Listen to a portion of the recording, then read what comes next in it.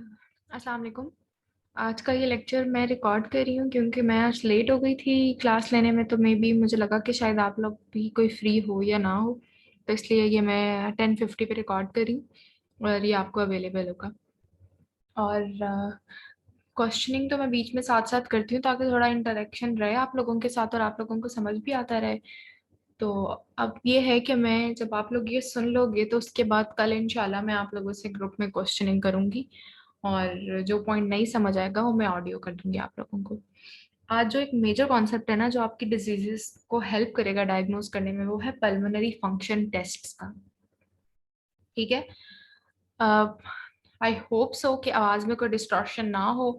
अभी इंटरनेट भी बिल्कुल ठीक आ रहा है। तो एक कॉन्सेप्ट है that is pulmonary function test. Pulmonary function test हम लोगों, मतलब ये चीज एक ऐसी चीज थी जो मुझे बहुत डिफिकल्ट लगती होती थी कि ऑब्स्ट्रक्टिव लंग डिजीजेस में क्या होता है, रिस्ट्रक्टिव रिस्ट्रिक्टिव लंग डिजीज में क्या होता है।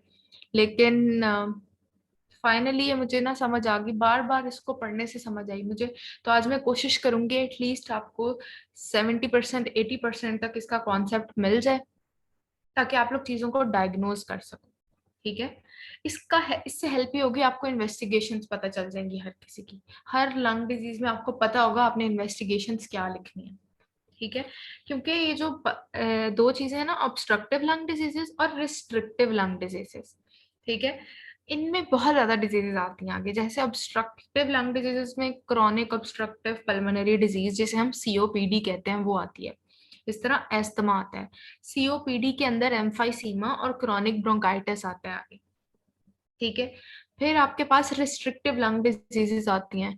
उसके अंदर इंटरस्टिशियल लंग डिजीजेस, सार्काइडोसिस और ब्रोंकिएक्टेसिस। ब्रोंकिएक्टेसिस में दोनों पैटर्न्स आते हैं, ऑब्स्ट्रक्टिव के भी रिस्ट्रिक्टिव के भी। तो जब आपको डायग्नोज करना होगा ना, एक तो डायग्नोज आपने क्लिनिकल फीचर से करना है, लेकिन उसके साथ साथ आपसे पूछी जाती है इन्वेस्टिगेशन, तो आपको पता होगा इन्वेस्टिगेट कर कैसे करना है। और इसका प्रॉफ में एमसीक्यू भी आ जाता है आपको। फंक्शनल बता दी जाते हैं पल्मोनरी फंक्शन टेस्ट, और पूछते हैं कि जी इसके अकॉर्डिंग क्या डायग्नोसिस होगा। तो आज जो है हम ये करेंगे।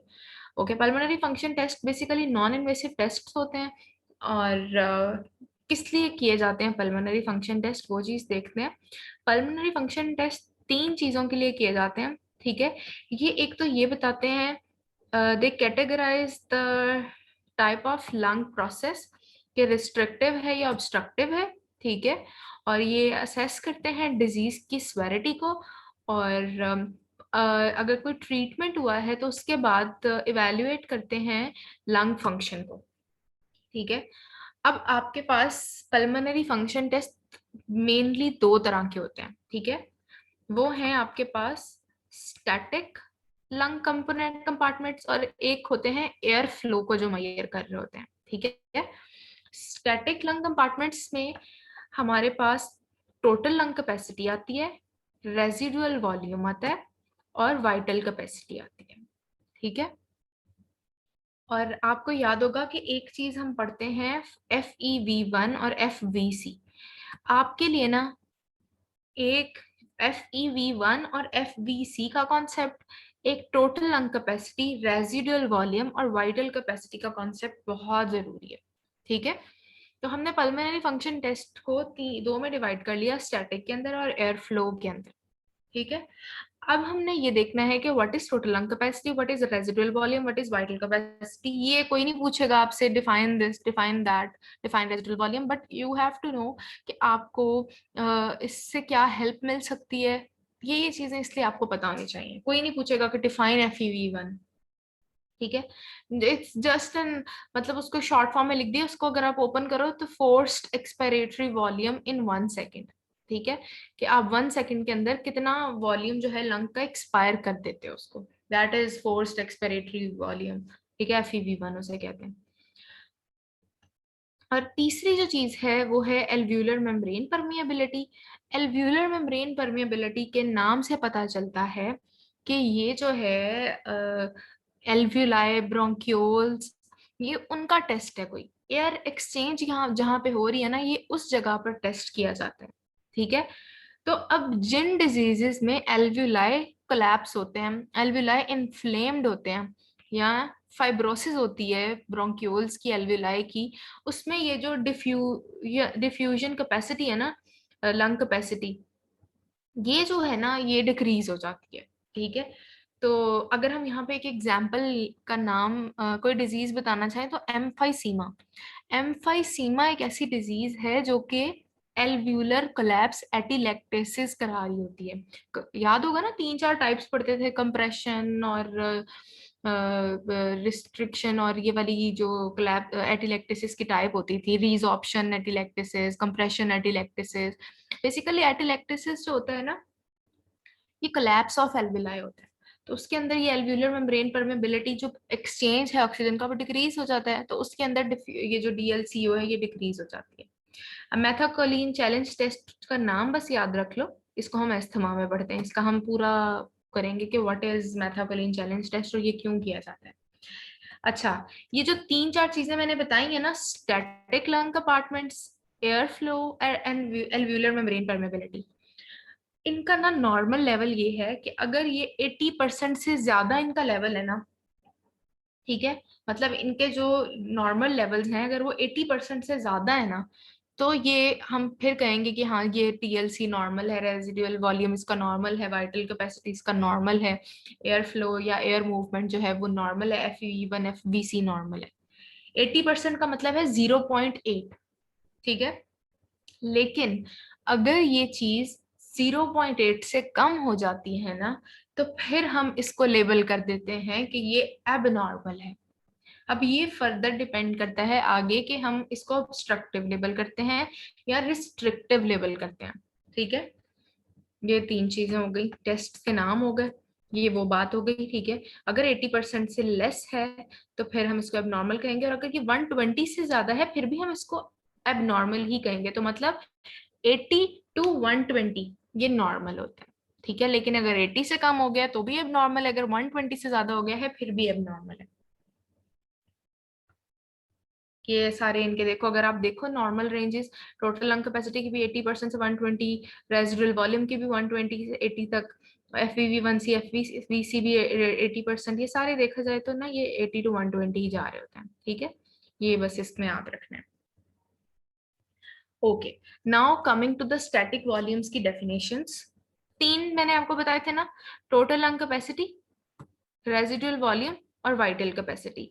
टोटल लंग कैपेसिटी क्या है? Volume of gas in the lungs after maximal inspiration. ठीक है, जो आप कहते हो गहरा लंबा सांस लें अंदर की तरफ, ठीक है, जब वो पेशेंट सांस लेता है अंदर की तरफ सांस खींचे, that is inspiration. Maximal inspiration के बाद जो गैस आपके लंग्स में होती है उसका जो वॉल्यूम होता है that is total lung capacity. ठीक है, तो और रेजिडुअल वॉल्यूम क्या होता है? जब मैक्सिमल एक्सपायरेशन कराते हो ना, कि फूक मारे सांस को, लंबा जो है वो सांस बाहर की तरफ खींचे, ठीक है, लंबा बाहर की तरफ सांस निकालें, दैट इज, जो उसके बाद जो बच रहा होता है ना वॉल्यूम, वो होता है रेजिडुअल वॉल्यूम। ठीक है, मतलब फोर्स्ड मैक्सिमल एक्सपायरेशन ये है कि आप उसको पेशेंट से कहें कि अपना सांस बाहर की तरफ निकालें जितनी जोर से आप निकाल सकते हैं, उसके बाद जो वॉल्यूम रह रहा होगा ना वो रेजिडुअल वॉल्यूम होगा। डेफिनेशंस कोई नहीं पूछेगा आपसे। Vital capacity basically is the difference between total lung capacity और रेजिडुअल वॉल्यूम। ठीक है, ये हो गई 3 चीजें। अच्छा, मैं यहीं पर एक बात बता देती हूँ, फिर हम आगे भी इसको डिस्कस करेंगे। टोटल लंग कैपेसिटी और रेजिडुअल वॉल्यूम्स जो है ये इंक्रीज कब होंगे और डिक्रीज कब होंगे, एक डिजीज का पैटर्न बताने लगी हूँ। ठीक है, एक चीज है ऑब्स्ट्रक्शन। अगर कहीं पे ऑब्स्ट्रक्शन आ जाए, ठीक है, तो एयर अंदर ट्रैप होना शुरू हो जाएगी ना। ठीक है, एयरवे ऑब्स्ट्रक्शन आ गई है, इंस्पायर करने में तो कोई प्रॉब्लम नहीं होगी, ठीक है, लेकिन एक्सपिरेशन एक्सपायरेशन जो सांस बाहर निकालना होती है, that is a passive process, वो खुद ब खुद होनी होती है। लेकिन अगर उसको कोई ऑब्स्ट्रक्शन मिल गई है, हिंड्रेंस मिल गई है, तो वो उसको टाइम ज्यादा लगेगा, है ना। तो ये जो टोटल लंग कैपेसिटी और रेजिडुअल वॉल्यूम्स और वाइटल कैपेसिटी है ना, ये जितनी भी ऑब्स्ट्रक्टिव लंग डिजीजेस है ना, asthma, chronic obstructive lung disease, COPD, chronic bronchitis, emphysema, उनके अंदर ना ये सारे वॉल्यूम्स इंक्रीज कर जाते हैं, क्योंकि ऑब्स्ट्रक्शन की वजह से जो एयर होती है, जो गैस होती है, वो अंदर ही ट्रैप करती जाती है। ठीक है, तो उसकी वजह से ये टीएलसी, आरवी और जो वाइटल कैपेसिटी है वो आपको ऑब्स्ट्रक्टिव लंग डिजीज में इंक्रीज मिलती है। और अगर हम लंग्स को छोटा कर दें, उनके साइज को ही छोटा कर दें, रिस्ट्रिक्शन लगा दे लंग्स के ऊपर, ठीक है, तो अंदर भी कम जाएगा, बाहर भी कम निकलेगा। ठीक है, तो इसमें ऑब्स्ट्रक्शन नहीं है रिस्ट्रिक्टिव लंग डिजीजेस में कहीं पे, वो बस रिस्ट्रिक्ट हुए हुए अपने काम से कम काम कर रहे हैं, जितना उनका नॉर्मल काम है उससे कम काम कर रहे हैं। तो ये जो टीएलसी और रेजिडुअल वॉल्यूम है और ये जो वाइटल कैपेसिटी है, ये डिक्रीज हो जाते हैं उसके अंदर। ठीक है, तो ऑब्स्ट्रक्टिव लंग डिजीजेस में जो स्टैटिक वॉल्यूम्स हैं पल्मोनरी फंक्शन टेस्ट्स में, TLC, residual volume, vital capacity, ये इंक्रीज हो जाते हैं। रिस्ट्रिक्टिव लंग डिजीजेस में ये डिक्रीज हो जाते हैं, क्योंकि लंग्स की कैपेसिटी ही डिक्रीज हो गई है, वो श्रिंक हो गए हैं। ठीक है, ये उसके पीछे प्रिंसिपल है। Okay, now coming towards the forced expiratory volumes, जिसे हम एयर फ्लो को या air movement in and out of the lungs को करते हैं। ठीक है, बेसिकली ये स्टैटिक नहीं होते। ठीक है, ये हम एयर मूवमेंट को जज कर रहे होते हैं। अब फोर्स एक्सपिरेटरी का हमने इसमें ना FEV1 का और FVC, ये बहुत इंपॉर्टेंट चीज है, इसका कॉन्सेप्ट आपको बहुत लाजमी होना चाहिए। ठीक है, तो FEV1 टू FVC की जो रेशियो है, व्हाट इज FVV1? FEV1 ये है, इसका कॉन्सेप्ट मैं आपको बताती हूँ। फोर्स्ड एक्सपिरेटरी वॉल्यूम इन 1 सेकेंड। ठीक है, मतलब कि आप जितना जोर लगा के 1 सेकेंड के अंदर सांस बाहर निकालते हो ना, वो है फोर्स्ड एक्सपिरेटरी वॉल्यूम FEV1। और फोर्स्ड वाइटल कैपेसिटी वो भी इसी तरह है कि टीएलसी और रेसिडुअल वॉल्यूम का डिफरेंस आ जाता है, फोर्स वाइटल कैपेसिटी।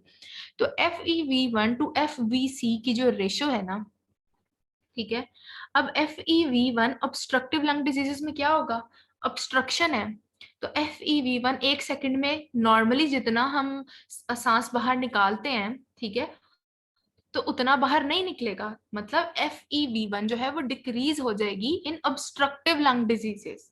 ठीक है, तो कह रहे हैं in patients with no obstruction the ratio is 0.8 से ज्यादा, 80% से ज्यादा, मतलब नॉर्मल। लेकिन जिनके अंदर ऑब्स्ट्रक्शन है, in patients with chronic obstructive disease like emphysema, chronic bronchitis and asthma, it is decreased. क्यों डिक्रीज हो रही है, मैं आपको एक पिक्चर दिखाती हूँ। ठीक है, उससे आपको ये चीज क्लियर होगी।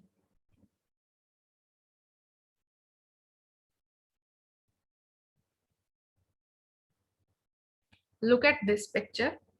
इस पिक्चर में उन्होंने, ये है एक एक्स एक्सिस पे टाइम है इन सेकंड्स, ठीक है, और ये है वॉल्यूम वाई एक्सिस पे। ठीक है, नॉर्मली क्या हो रहा है, ये आपका 1 सेकंड है यहाँ पर।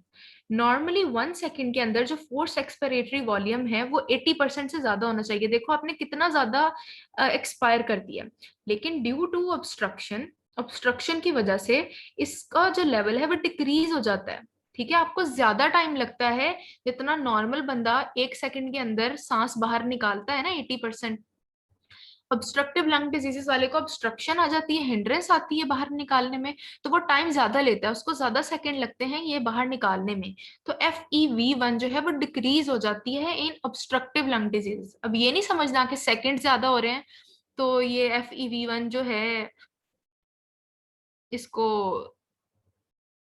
1 मिनट।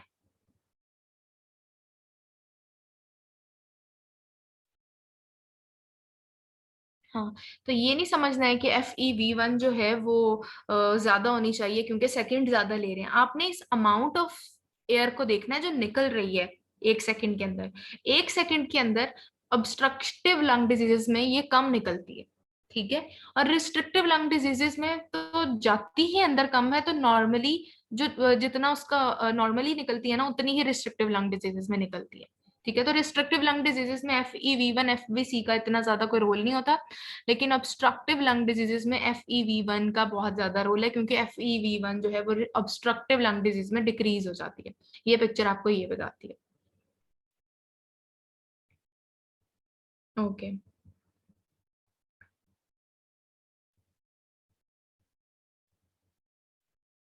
अब हम इसकी जरा समरी देख लेते हैं, ठीक है।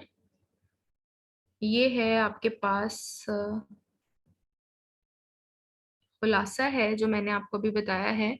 ऑब्स्ट्रक्टिव लंग डिजीजेस का रिस्ट्रिक्टिव लंग डिजीजेस के साथ डिफरेंस है।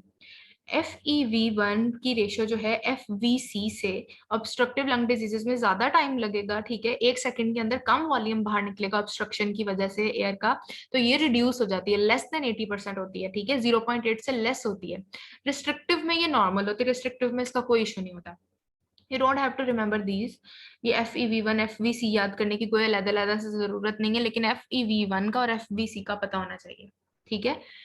अच्छा, टोटल लंग कैपेसिटी, जब एयर अंदर ट्रैप हो रही है ऑब्स्ट्रक्शन की वजह से बाहर नहीं जा रही है, तो वॉल्यूम ज्यादा हो रहा है, टोटल लंग कैपेसिटी या तो नॉर्मल हो जाती है, या नॉर्मल रहती है, या मोस्ट ऑफ द केसेस में इंक्रीज हो जाती है। इसी तरह रेजिडुअल वॉल्यूम भी इंक्रीज हो जाता है, ठीक है।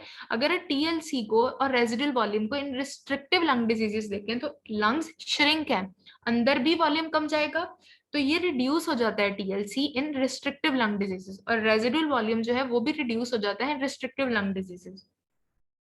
अगर हम बात करें वो डिफ्यूजन कैपेसिटी ऑफ लंग्स की, तो वो एल्व्यूलर मेम्ब्रेन परमेबिलिटी का टेस्ट था। वो ये टेस्ट था कि एयर एक्सचेंज जहां पर हो रही है उसकी उस उसका टेस्ट था कि वो नॉर्मल है या नहीं। तो अगर एल्व्यूलाई कोलैप्स होंगे, अगर एल्व्यूलाई इन्फ्लेम्ड होंगे, अगर एल्व्यूलाई फाइब्रोसिस हुई होगी वहां पर, तो ये जो डिफ्यूजन कैपेसिटी है ये डिक्रीज हो जाती है। एस्थमा में और क्रॉनिक ब्रोंकाइटिस में ऐसा कुछ नहीं होता, लेकिन एम्फाइसीमा में एल्वेलाई कोलैप्स होते हैं तो ये रिड्यूस होती है DLCO, ठीक है। और पेरेन्काइमल जो डिजीजेस होती हैं, इंटरस्टिशियल लंग डिजीजेस रिस्ट्रिक्टिव में, उसमें भी ये रिड्यूस होती है। अदर जो कॉजेज हैं जो बिल्कुल लंग्स के पेरेन्काइमा को इन्वॉल्व नहीं करती, उनके अंदर ये नॉर्मल रहती है, ठीक है।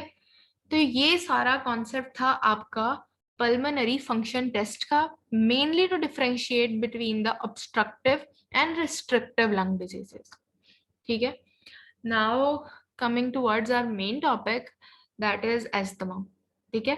यहाँ तक आप लोगों ने समझ लेना है सारे टेस्ट्स को। Then I would like to ask some questions from you people, और इंशाल्लाह ये मैं कल आपसे पूछूंगी जब मैं आपको COPD पढ़ा रही होंगी, ठीक है।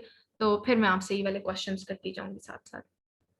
ओके, अब हम चलते हैं अपनी डेविडसन पे और स्टार्ट करते हैं हम एस्थमा।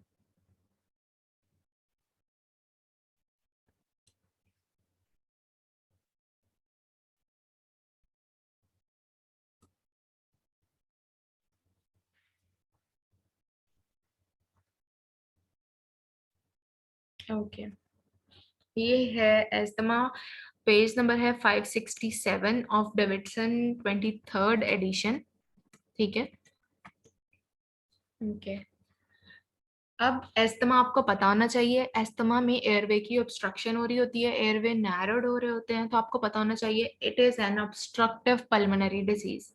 अगर आपको पल्मोनरी फंक्शन टेस्ट का थोड़ा बहुत भी कॉन्सेप्ट हो गया है, तो आपको यहीं पर पता चल जाएगा कि इसमें पल्मोनरी फंक्शन टेस्ट को क्या होता है, TLC को क्या होता है, रेजिडुअल वॉल्यूम को क्या होता है, वाइटल कैपेसिटी को क्या होता है, ये इंक्रीज कर जाती हैं, ठीक है।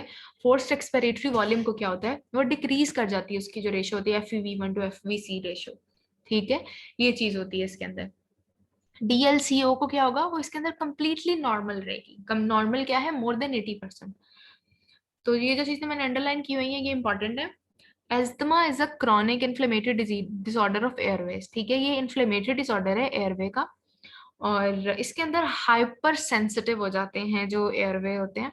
और हमने, अगर किसी ने कल वाला लेक्चर सुन लिया है ना, रिकॉर्डिंग उसकी सुन ली है, और जो प्रेजेंट थे उनको पता होगा कि हमने इसके अंदर वीज का कॉन्सेप्ट पढ़ा था। हमने ये कहा था कि इसके अंदर वीज क्यों आती है, क्योंकि एयरवे जब नैरो हो जाते हैं तो उनके अंदर से जब सांस बाहर निकलती है तो एक म्यूजिकल साउंड प्रोड्यूस होती है।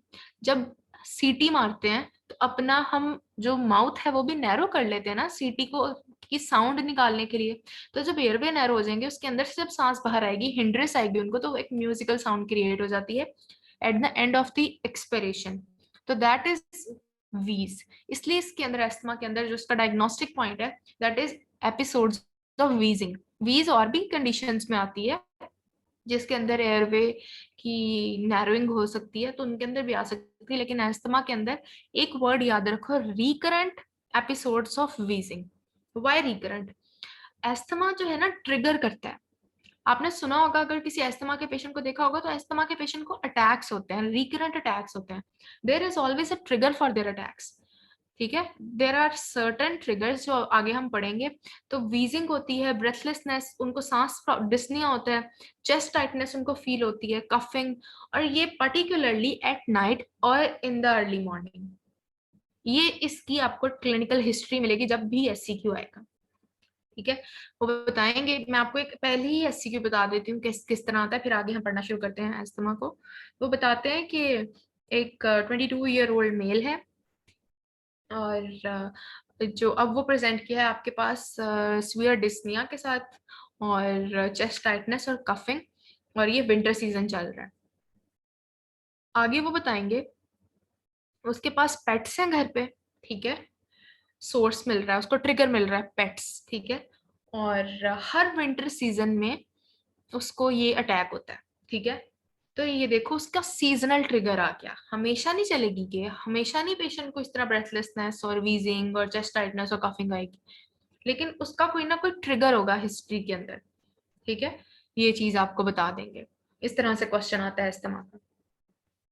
कुछ लोग कहते हैं कि अच्छा, आप पेशेंट से पूछते हो ना कि जब आपने हिस्ट्री लेनी होती है अस्थमा की, तो आप पूछ रहे होते हो कि हाँ आपको किस मौसम में ज्यादा होती है, तो वो कहते हैं हार्वेस्टिंग सीजन, जो गंदम की कटाई का सीजन होता है ना, अप्रैल वाला, उस सीजन में उनको होती है। तो कुछ लोगों को उस सीजन में भी ज्यादा अटैक्स हो रहे होते हैं, सीजनल अटैक्स हो रहे होते हैं। नेक्स्ट चलते हैं पैथोफिजियोलॉजी में। अच्छा, एक बात याद रखो, किसी को अगर विंटर में पहला अटैक हुआ है ना, हाइपर रिस्पॉन्सिवनेस ऑफ एयरवे का, हाइपर सेंसिटिव एयरवेज का, कि उसको वीज आ रही है और कफिंग है, ब्रेथलेसनेस है, आप एक सिंगल एपिसोड पे कभी भी एस्थमा लेवल नहीं कर सकते हो। दैट्स वाई हम ये कहते हैं कि अगर 6 माह का बच्चा है, ठीक है, या 2 साल का बच्चा है, या 3 साल का बच्चा है, हम उसको एस्थमा नहीं लेवल कर सकते। एस्थमा हम तब लेवल करेंगे जब उसको रिकरेंट अटैक्स होना शुरू हो जाएंगे। ठीक है, तो तब हम उसको क्या लेवल करेंगे? तब हम उसको कहते हैं रिएक्टिव एयरवे डिजीज। ठीक है, या एयरवे हाइपर रिएक्टिविटी। एक सिंगल एपिसोड पे हम उसको ये लेवल करते हैं। बार बार अटैक्स होंगे तो फिर हम उसको एस्थमा लेवल कर सकते हैं। ठीक है, एयरवे हाइपर, पैथोफिजियोलॉजी में कुछ चीजें अंडरलाइन की हुई हैं, उनको देख लो। एयरवे हाइपर रिएक्टिविटी क्या है? कि है एयरवेज का नैरो हो जाना इन रिस्पॉन्स टू ट्रिगर्स। ठीक है, और इसके अलावा जो एटोपी है, एटोपी का मतलब है आईजीई के लेवल्स का ज्यादा होना बॉडी के अंदर। ठीक है, तो इसका रिलेशन एस्थमा के साथ बहुत ज्यादा वेल एस्टेब्लिश्ड है। और किन एलर्जेंस की वजह से आईजी के लेवल रेज कर सकते हैं? House dust mites, pets such as cats, dogs, cockroaches, fungi. ठीक है, ये सारी चीजें ट्रिगर हैं अस्थमा की। अगर किसी को ईएनटी में याद हो, ईएनटी में हम एक पढ़ते थे Samter's triad, SAMTER, Samter's triad. What was that? वो ये था, उसके अंदर 3 चीजें आती थी। ट्रायड है ना, तो 3 चीजें आएंगी। उसके अंदर नेजल पॉलिप्स आते थे, उसके अंदर एस्पिरिन की हाइपर सेंसिटिविटी आती थी, और उसके अंदर एस्थमा आता था। ये 3 चीजें आती थी। तो अब हमें ना प्रॉफ में एक एमसीक्यू आया था, उसके अंदर उन्होंने ये पूछा हुआ था कि एक पेशेंट है, उसको मल्टीपल नेजल पॉलिप्स है, और उसको रिकरेंट अटैक ऑफ वीज होती है, एस्थमा है, तो वो कौन सा ऐसा ड्रग है जिसको, जो उसके लिए ठीक नहीं है, या जिससे उसको एस्थमा का अटैक ट्रिगर हो सकता है? ठीक है, तो वो है एस्पिरिन। सैलिसाइलेट्स उसके अंदर ऑप्शन था, पैरासिटामोल भी ऑप्शन था उसके अंदर, और भी बहुत ऑप्शंस थे, लेकिन उसका आंसर था सैलिसाइलेट्स। ठीक है, ये याद रखना है आपने, सेम्टर ट्राइएट की वजह से। ये तो हो गई है मेन पेन बातें इसकी पैथोफिजियोलॉजी में। क्लिनिकल फीचर्स आप लोगों को ऑलरेडी पता चल चुके हैं। रिकरेंट एपिसोड्स ऑफ वीज के साथ जब अटैक होगा, chest tightness, breathlessness and cough के साथ। प्रेसिपिटेंट्स क्या है? एक्सरसाइज के बाद, cold weather, upper respiratory tract infections के बाद, वायरल इन्फेक्शंस के बाद, एलर्जेंस के बाद, पोल्यूटेंट्स के बाद। ये प्रॉफ का यूक्यू है 2 मार्क्स का, कि कौन कौन से ट्रिगर्स होते हैं इस्तेमाल के। ठीक है, और फिर उसके बाद ये अर्ली नाइट में जो है ज्यादा प्रीडोमिनेट करता है। इसके अलावा there are certain drugs like beta blockers, ठीक है, और ये ट्रिगर कर सकते हैं अस्थमा को, एयरवे को नैरो कर सकते हैं, ठीक है। एनसेड्स के बारे में लिखा हुआ है मैंने, जैसे मैंने आपको बताया था ना सैलिसाइलेट्स, एस्प्रिन, तो ये दो एस्प्रिन सेंसिटिव फीमेल होती है, ये पूरा सेंट्रल स्ट्राइड बताया हुआ है इन्होंने। The classical aspirin sensitive patient is a female and presents in the middle age with asthma, rhinosinusitis and nasal polyps. ये पूरा इस तरह एमसीक्यू आता है प्रॉफ के अंदर, ठीक है। ये सारी चीजें हो गई कि आपने अस्थमा को डायग्नोज कैसे करना है। Pathophysiology is not important for you at this point, आपके अंडरस्टैंडिंग के लिए बहुत अच्छी बात है अगर आप लोग कर लो उसको, लेकिन अभी यू क्यूज और एमसीक्यूज के लिए इतनी इंपॉर्टेंट नहीं है। क्लिनिकल फीचर्स लास्ट में पता होने चाहिए, क्लिनिकल फीचर्स यहाँ तक क्लियर है। तो इसका जब हमने अब डायग्नोसिस करना है ना, डायग्नोसिस तो इन्वेस्टिगेशंस अगर मैं लाइव कर रही होती ना, ये तो मैं आप लोगों से पूछती कि मुझे लिस्ट करो इसकी इन्वेस्टिगेशंस, क्योंकि मैंने आपको ऑलरेडी सारे पल्मोनरी फंक्शन टेस्ट बता दिए हैं। एक टेस्ट वहां पर, अच्छा, प्रीडोमिनेंटली इसका जो डायग्नोसिस है दैट इज क्लिनिकल। क्लिनिकल मतलब उसकी हिस्ट्री पे आप उसको ज्यादा करोगे, ठीक है। और जो आगे टेस्ट वगैरह है वो तो बात की बात आती है।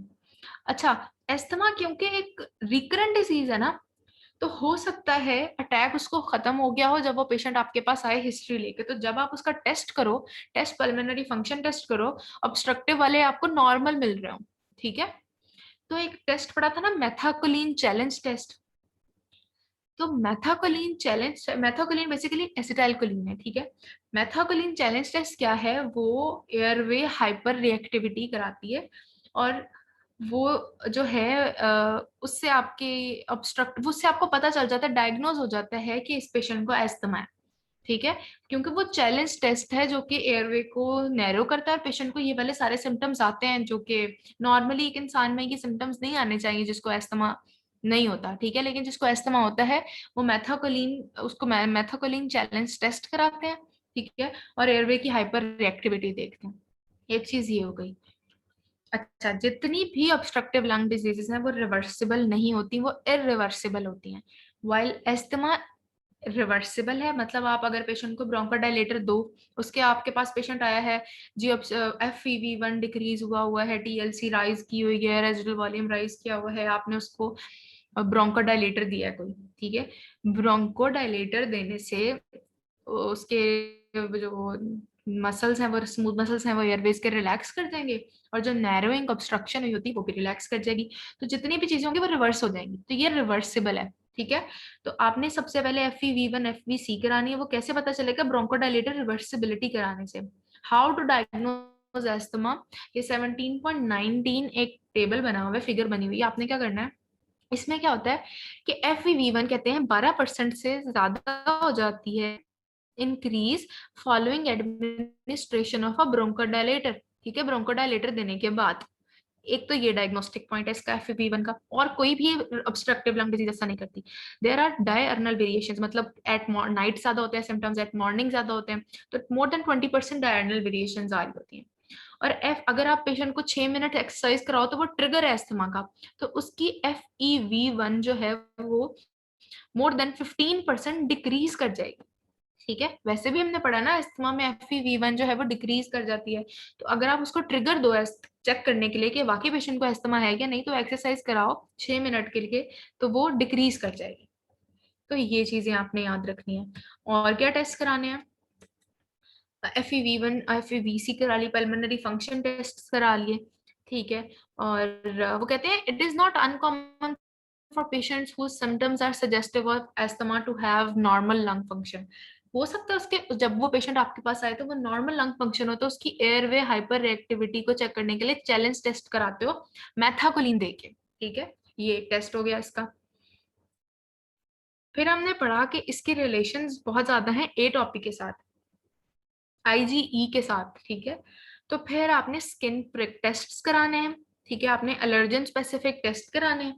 फिर आप चेस्ट एक्सरे भी करा सकते हो। चेस्ट एक्सरे में ना नॉर्मल होते हैं ज्यादातर एस्थमा के पेशेंट्स के, कुछ पेशेंट्स में हाइपर इन्फ्लेटेड लंग्स मिल सकते हैं आपको, TLC और रेजिडुअल वॉल्यूम ज्यादा होने की वजह से ना, ऑब्स्ट्रक्शन होने की वजह से एयर के एयर ट्रैप हो जाती है, तो हाइपर इन्फ्लेटेड लंग्स मिल सकते हैं एस्थमा के पेशेंट्स के, ठीक है, ये हो गई आपकी सारी इन्वेस्टिगेशंस। इन्वेस्टिगेशंस के बाद आता है ये जो है ना 17.20 level of control, asthma of control. ये आपका एमसीक्यू पॉइंट से इंपॉर्टेंट है, ठीक है। ये आपको बताता है कि वेल कंट्रोल्ड एस्थमा कौन सा है, पार्टली कंट्रोल्ड एस्थमा कौन सा है, अनकंट्रोल्ड एस्थमा कौन सा है। बता देती हूँ पढ़ना कैसे है इसको। अगर किसी को डे टाइम सिम्टम्स कोई भी नहीं आता, ठीक है, और तो वो कंट्रोल्ड है एस्थमा।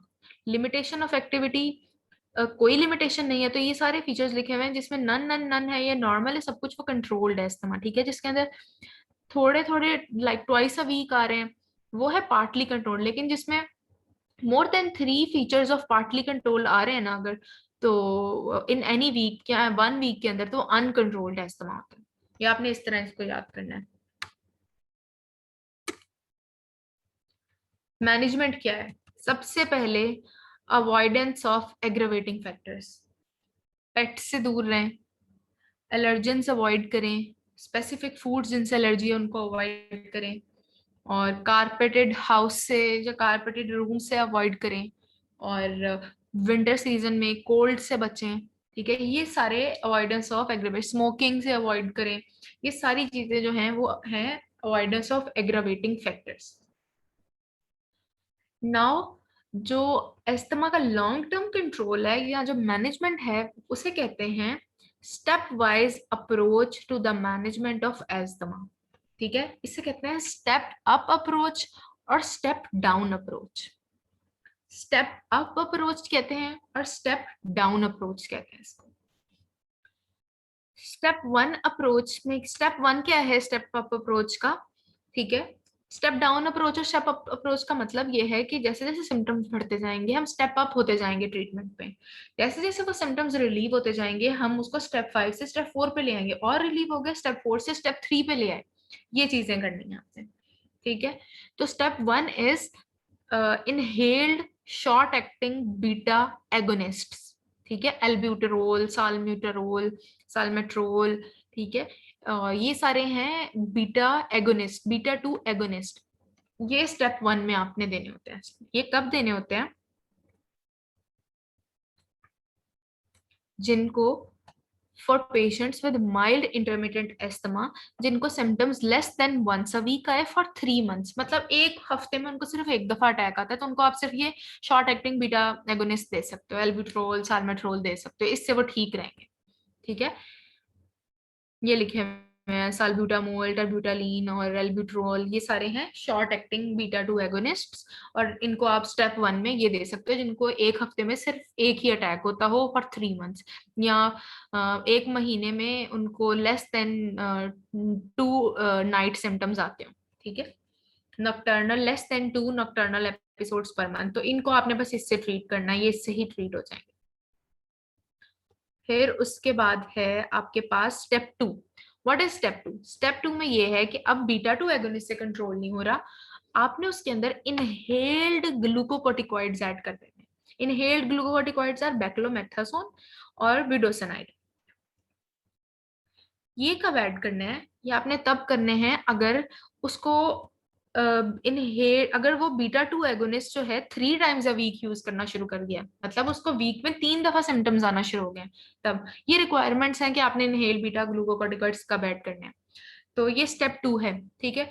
स्टेप 2 में डोज आपने मिनिमल से स्टार्ट करनी होती है, 400 से स्टार्ट कर रहे हो आप इनहेल ग्लूकोकॉर्टिकॉइड्स की। इससे भी आपको कोई फर्क नहीं पड़ा एस्थमा को, फिर आपने एड ऑन थेरेपी करनी है। एड ऑन थेरेपी का मतलब है एक और ड्रग ऐड करो। पहले तो कोशिश ये करो कि पहले 400 से 800 तक उसकी इनहेल ग्लूकोकॉर्टिकॉइड की डोज ले जो स्टेप 3 में। इससे भी फर्क नहीं पड़ा तो long acting LABA, long acting beta 2 agonist add कर दो उसके अंदर, ठीक है। ये है add on therapy. Step one में सिर्फ थे बीटा 2 एगोनिस्ट, स्टेप 2 के अंदर थे इनहेल ग्लूकोकॉर्टिकॉइड्स, स्टेप 3 के अंदर एड ऑन थेरेपी और ग्लूकोकॉर्टिकॉइड्स की डोज बढ़ा के 800 तक कर दी हमने। स्टेप 4 के अंदर इससे भी आराम नहीं आ रहा, मतलब हमने 400 800 कर दी उसकी, इससे भी आराम नहीं आ रहा, तो फिर हमने 2000 तक उसकी डोज ले जानी है ग्लूकोकॉर्टिकॉइड की स्टेप 4 के अंदर, ठीक है। और साथ हम add on therapy leukotriene receptor antagonist और लॉन्ग एक्टिंग एंटीमस्कुरेनिक्स और थियोफाइलिन भी में बी कंसीडर्ड। इससे भी नहीं हो रहा, फिर आपने करना है, पहले हम इनहेल ग्लूकोकॉर्टिकॉइड्स पे थे ना, अब हमने प्रेडनिसोलोन जो कि हम ओरली देते हैं उस पे चले जाना, दैट इज कंटिन्यूअस। और अगर हम स्टेप 5 में क्या है, कंटिन्यूअस और frequent use of oral glucocorticoids, उसमें आपने at this stage prednisolone therapy should be prescribed in the lowest amount necessary to control symptoms. और आपको पता है जब भी 3 महीने से ज्यादा हम यूज कर लेते हैं ग्लूकोकॉर्टिकॉइड्स को, तो there are certain risks of glucocorticoids. Osteoporosis is one of the main complication, तो आप उसके अंदर पेशेंट को बिसफॉस्फोनेट्स देना शुरू कर देते हो। ये चीज होगी स्टेप अप अप्रोच। अब स्टेप डाउन अप्रोच क्या है, once asthma is control is establish, the dose of inhaled glucocorticoid should be lowest dose पे ले आते हैं उसको टाइट्रेट करके, decreasing the every 3 months is reasonable. तो हमने डोज को रिड्यूस करते करते करते करते 25% पे ले आना, ठीक है। ये चीज हो गई आपकी स्टेप अप अप्रोच और स्टेप डाउन अप्रोच। फिर उसके बाद है हमारे पास एक्सरबेशंस ऑफ एस्थमा, ये हमारा अभी का लास्ट टॉपिक है, ठीक है। एक्सरबेशंस ऑफ एस्थमा में क्या होता है कि बहुत सीवियर अटैक हुआ है पेशेंट को, उसको हमने दो में डिवाइड कर दिया। दो में ऐसे डिवाइड किया है, अगर तो माइल्ड टू मॉडरेट एक्सरबेशंस हुई हैं तो आपने क्या करना है, उसमें डबल कर देनी है इनहेल ग्लूकोकॉर्टिकॉइड की डोज, और रेस्क्यू ग्लूकोकॉर्टिकॉइड्स में क्या है, प्रेडनिसोलोन ओरली स्टार्ट करा देंगे। इसमें इंडिकेशंस ऑफ रेस्क्यू कोर्स में बताया हुआ है कि क्या क्या हो, पर मॉर्निंग सिम्टम्स परसिस्टेंट हो, वर्सनिंग ऑफ स्लीप हो जाए और सिम्टम्स वर्स हो जाए, उसके symptoms that are sufficiently severe to require treatment with nebulized or injected bronchodilators, तो तब आपने ये रेस्क्यू कोर्स प्रेडनिसोलोन का स्टार्ट कराना है। अगर अक्यूट सीवियर एस्थमा हो, सबसे पहले तो इसमें एमसीक्यू पॉइंट्स हैं। टेबल नंबर 17.22 में लिखा हुआ है immediate assessment of acute severe asthma, ठीक है। इसमें ये चीजें लिखी हुई है ना, अक्यूट सीवियर एस्थमा में क्या क्या हो रहा होता है, लाइफ थ्रेटनिंग फीचर्स क्या हो रहे होते हैं, नियर फेटल एस्थमा। इसमें जो लाइफ थ्रेटनिंग फीचर है इसका प्रॉफ में हर साल एमसीक्यू आता है। 4 फीचर्स बता देंगे इसमें से, एक फीचर बिल्कुल ही ऑपोजिट बताएंगे, ठीक है। जैसे अगर साइलेंट चेस्ट है तो वो बताएंगे कि चेस्ट के अंदर एडिड साउंड्स आ रहे हैं, ठीक है, ब्रेथ साउंड्स बहुत ज्यादा स्फीयर आ रहे हैं। साइलेंट चेस्ट का मतलब है लाइफ थ्रेटनिंग एस्थमा है, साइनोसिस होना शुरू हो गया तभी लाइफ थ्रेटनिंग एस्थमा है। तो आपको ये बताना चाहिए कि लाइफ थ्रेटनिंग एस्थमा के फीचर्स क्या हैं, ठीक है। तो आपको इस तरह से एमसीक्यू आता है प्रॉफ के अंदर इसका, ये मैं सब अंडरलाइन कर रही हूँ, ये आपने अच्छे से रट लेना है इनको। कॉमा है, पेशेंट डिलीरियम में चला गया, एग्जॉस्शन हो गई, पेशेंट को हाइपोटेंशन होना शुरू हो गया, तो पेशेंट लाइफ थ्रेटनिंग में जा रहा है। लाइफ थ्रेटनिंग में या अक्यूट सीवियर एस्थमा में ट्रीटमेंट क्या करनी है वो हम यहां से देखेंगे, ठीक है। सबसे पहले तो एक्सपेरेटरी फ्लो देखना है पेशेंट का, ठीक है। अगर वो 76 से 100% के दरमियान है, पीक एक्सपेरेटरी फ्लो का मतलब क्या होता है, पेशेंट को एक डिवाइस देते हैं, उसमें पेशेंट को कहते हैं फूक मारे ठीक है। उसको देखते हैं कि पेशेंट कितने सेकंड के अंदर पीक एक्सपेरेटरी फ्लो जो है वो निकाल रहा है, ठीक है। अगर वो 75% से ज्यादा है या 80 से ज्यादा है तो वो नॉर्मल है पेशेंट, ठीक है। और 51 to 75 है तो वो मॉडरेट है, और अगर 50 से बिलो चला गया तो लाइफ थ्रेटनिंग एस्थमा है। अब आपने क्या करना है, पेशेंट को देखना है कि अच्छा, फिर ये सारा इसी तरह याद करना है। इसमें से माइल्ड मॉडरेट तो बिल्कुल भी इंपॉर्टेंट नहीं है, लेकिन लाइफ थ्रेटनिंग बहुत इंपॉर्टेंट है। पहले लाइफ थ्रेटनिंग करते हैं। आर्टीरियल ब्लड गैसेस करो, may be patient metabolic acidosis metabolic alkalosis में हो, वो करो। सबसे पहले सल्ब्यूटामोल से उसको नेबुलाइज करो, ठीक है, मतलब इनहेल्ड उसको सल्ब्यूटामोल दो। फिर उसके बाद हाई फ्लो ऑक्सीजन दो उसको, फिर प्रेडनिसोलोन दो उसको, ठीक है, ओरली, या आप उसको आईवी हाइड्रोकोर्टिसोन भी दे सकते हो, ठीक है। अब आपने ये देखना है, यहाँ पे देखो इनहेल्ड ग्लूकोकॉर्टिकॉइड कहीं पे भी नहीं दी हमने। हमने साल्ब्यूटामोल और ऑक्सीजन देने के बाद फौरन से आईवी और ओरल ग्लूकोकॉर्टिकॉइड दिए, क्योंकि इतनी सीवियर कंडीशन में इनहेल्ड ग्लूकोकॉर्टिकॉइड ने कुछ नहीं करना। फिर आपने उसकी आईवी एक्सेस लेनी है, चेस्ट एक्सरे करना है और एडमिट कर लेना पेशेंट को, फिर रिपीट करनी है साल्ब्यूटामोल। अब आपने हर ड्रग पेशेंट को देनी है जिससे ब्रोंकोडाइलेट हो सके, ठीक है। तो साल्ब्यूटामोल देनी है पेशेंट को, इप्राट्रोपियम दे सकते हो जो एंटी मस्कुरेनिक है वो दे सकते हो पेशेंट को। इंट्रावेनस मैग्नीशियम सल्फेट भी स्मूथ मसल्स को डायलेट कराती है, रिलैक्स कराती है, तो आप ये भी दे सकते हो पेशेंट को। फिर उसके बाद उसका फ्लूइड और इलेक्ट्रोलाइट बैलेंस। ये है सीवियर एस्थमा का ट्रीटमेंट। आपने हर ड्रग, सबसे पहले आपने ऑक्सीजन दी, उसके बाद आपने नेबुलाइज किया सल्ब्यूटामोल से, उसके बाद आपने आईवी ग्लूकोकॉर्टिकॉइड दिया, ओरल ग्लूकोकॉर्टिकॉइड दिए, फिर आपने अगर उससे ट्रीट नहीं हो रहा तो सल्ब्यूटामोल रिपीट की, फिर आपने इप्राट्रोपियम दी, इप्राट्रोपियम से भी फायदा नहीं हुआ तो आपने मैग्नीशियम सल्फेट दी। ठीक है, मैग्नीशियम सल्फेट के बाद, अच्छा मैग्नीशियम सल्फेट के बाद भी कोई फायदा नहीं हो रहा तो मैकेनिकल वेंटिलेशन स्टार्ट, पेशेंट को वेंटिलेटर पे लगाना पड़ सकता है। ठीक है, इंट्यूबेट करना पड़ सकता है क्योंकि सांस तो आ ही नहीं रही। तो लास्ट रिजॉर्ट वो है। और ऑन गोइंग जो फ्लूइड और इलेक्ट्रोलाइट के इम्बैलेंसेस हैं, स्पेशली पोटाशियम, क्योंकि हार्ट के लिए पोटाशियम इज वेरी इंपॉर्टेंट, तो आपने वो करेक्ट करना है साथ साथ पेशेंट का। माइल्ड और मॉडरेट में ऐसा कुछ नहीं है। ठीक है, इनहेल ब्रोंकोडायलेटर माइल्ड में दे के 60 मिनट वेट करो, पेशेंट नॉर्मल हो जाता है तो यूजुअल ट्रीटमेंट देना शुरू कर दो। इसके अंदर भी पहले सारा आर्टीरियल ब्लड गैस करो, ऑक्सीजन दो, 30 मिनट वेट करो, देखो पीईएफ इंप्रूव होता है या नहीं। अगर नहीं होता तो सीवियर वाला ट्रीटमेंट स्टार्ट करा दो, अगर इंप्रूव होता है तो फिर उसको घर भेज दो। ठीक है, फिर उसके बाद है आपके पास ये लास्ट चीज है इसके अंदर।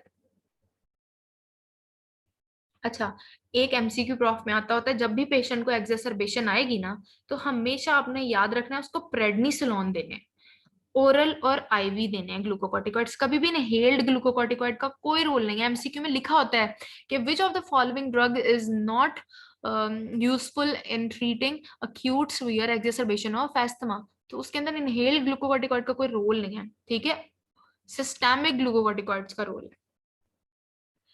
फिर मैंने आपको बताया था ना कि लास्ट रिजॉर्ट है असिस्टेड वेंटिलेशन, मैकेनिकल वेंटिलेशन।